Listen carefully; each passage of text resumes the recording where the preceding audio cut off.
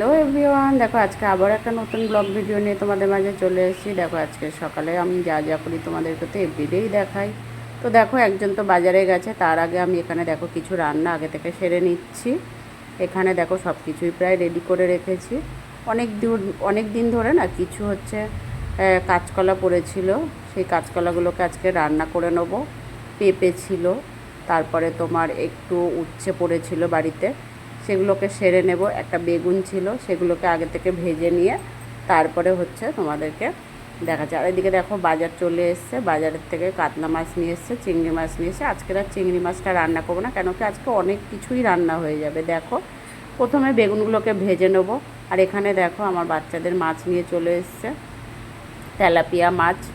ওটা ওদেরকে সিদ্ধ করে আজকে খেতে পার, আজকে খাওয়ার জন্য মানে পাগল করে দিচ্ছে, বুঝলে তো। 2-3 দিন ধরে লালুটা খেতে পাচ্ছিল না, এই জন্য খুব বিরক্ত করে। তো দেখো এখানে হচ্ছে মুগ ডাল মসুরির ডাল মিশিয়ে সিদ্ধ বসিয়ে দিয়েছি, আর ওদিকে ভাত বসিয়ে দিয়েছি।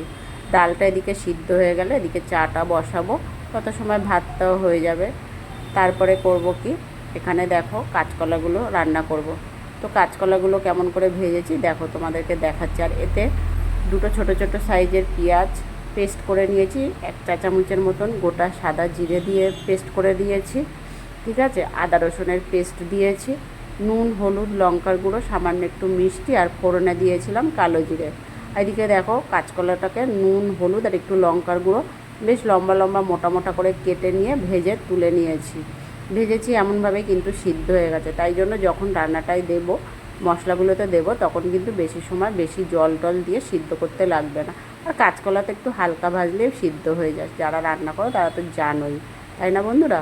যারা জানো না তাদের জন্য বলছি। তো দেখো এখানে মশলাটা ভালো করে কষানো হয়ে গেলে, আর ওদিকে কিন্তু প্রায় অর্ধেক রান্না অনেকটাই হয়ে গেছে। এদিকে দেখো তেল গরম হচ্ছে, এদিকে কাতলা মাছটা বসিয়ে দেবো। আর কাতলা মাছটা আজকে জিরে বাটা দিয়ে করব, আলু দিয়ে ঝোল রান্না করব। কাতলা মাছটা ভেজে নেব সবার প্রথমে। তো এখানে আজকে কাতলা মাছটাকে আমি একটু, আমার বরমশাই বললে একটু কড়া করে ভাজবে, একদম ভ্যাদ ভ্যাদে করে, হালকা ভাজলে না একটু ভ্যাদ ভ্যাদে হয়ে যায়, আমরা আবার ওটা খেতে পারি না। একটু কড়া করে ভাজলে একটু বেশ শক্ত শক্ত লাগে, হালকা, সেটা ভালো লাগে। আবার খুব বেশি টাইট লাগলে কিন্তু তখন ঝোলের মাছ কিন্তু ভালো লাগে না। তো যাই হোক, এখানে দেখো মাছগুলোকে ভেজে নিয়েছি। এখানে আলু গোটা জিরে যেগুলো পেস্ট করে রেখেছিলাম সেগুলো দিয়ে দিয়েছি। এদিকে কলাটা নামিয়ে নিয়ে ডালটা ফোড়নে দিয়েছি। আজকে ফোড়নে দিয়েছি হচ্ছে 5 ফোড়ন, যেহেতু উচ্ছে আর পেঁপে দিয়েছি। একটু মিষ্টি ঘি দিয়ে দেবো সবার শেষে, একটু কাঁচা লঙ্কা শুকনো লঙ্কাও দিয়ে দেবো, দিয়ে নামিয়ে নেব। আর এদিকে দেখার ওদিকে আর একজন খাওয়ার জন্য, জানো না বন্ধুরা কী বিরক্ত। সকালে যে মানে আমি যে একটা সেকেন্ড যে বসবো বা একটা সেকেন্ড কোথাও দাঁড়াবো সেই নেই। আর কতগুলো রান্না দেখো পরপর আমাকে করতে হয়। আমাকে কিন্তু প্রায় দিন এতগুলো করেই রান্না করতে, এতগুলো করে কার বাড়িতে কে রান্না করো সেটা আমাকে কমেন্ট বক্সে কিন্তু জানিয়ে যাও।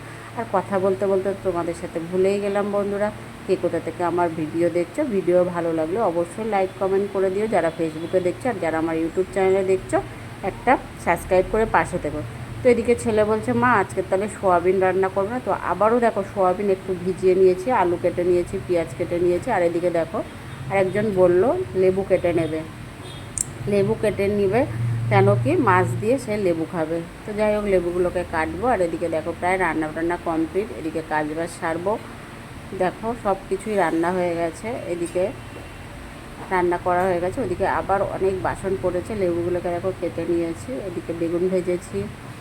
তো ওগুলোকে বাসনগুলোকে মেজে তুলে নিয়ে গ্যাস ফ্যাস পরিষ্কার করে নিয়ে এদিকে দেখো আবারও দেখো এক গাদা বাসন পড়েছে।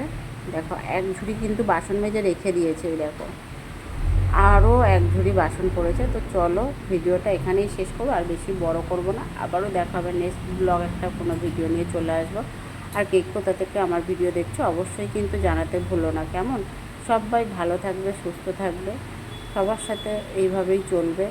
আমরা যারা ব্লগ ভিডিও বানাই বা নেটে যারা ফেসবুকের প্ল্যাটফর্মে কাজ করি, সবাই সবার সাথে কিন্তু মিলেমিশে থাকতে হবে, মিলেমিশে সাথে চলতে হবে, তাই না? কি ঠিক বললাম তো বন্ধুরা? সবাই ভালো থাকবে, সুস্থ থাকবে।